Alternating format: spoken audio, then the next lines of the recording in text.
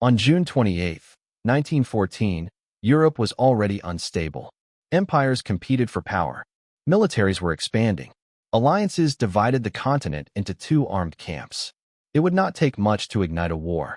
That spark came in Sarajevo. Archduke Franz Ferdinand, heir to the Austro-Hungarian throne, traveled there to observe military exercises and show imperial authority in Bosnia, a region filled with nationalist tension. Many Serbs in the Balkans wanted independence from Austria-Hungary. Some believed violence was the only solution. A secret nationalist group known as the Black Hand helped organize an assassination plot. That morning, 7 young conspirators positioned themselves along the Archduke's motorcade route. They carried pistols, bombs, and cyanide capsules. As the cars passed, one assassin lost his nerve. Another stepped forward and threw a bomb. It bounced off the Archduke's folded car roof and exploded beneath the vehicle behind him, injuring several officers. The assassin swallowed cyanide and jumped into a river, but the poison was weak and the river was shallow. He was arrested. The Archduke was shaken, but alive. Instead of leaving Sarajevo, he insisted on continuing the visit.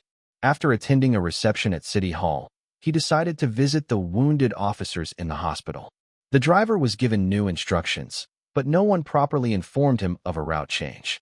As the motorcade drove through the city, the driver made a wrong turn onto a side street and stalled while trying to reverse. Standing just feet away was one of the original conspirators, a 19-year-old named Gavrilo Princip. He had assumed the mission had failed and was buying a sandwich when he saw the Archduke's car stop in front of him. He stepped forward.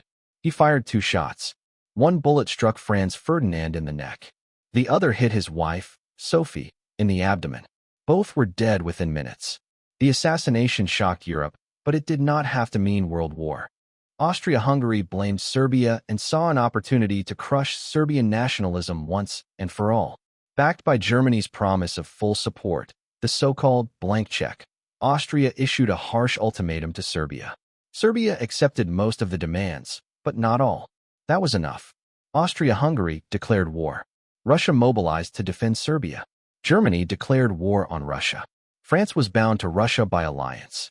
Germany invaded Belgium to reach France, pulling Britain into the conflict.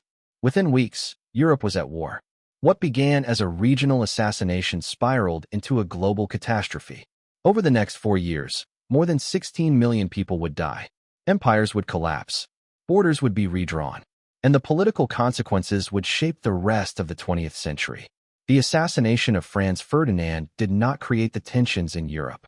Those had been building for decades. But it was the spark that ignited them.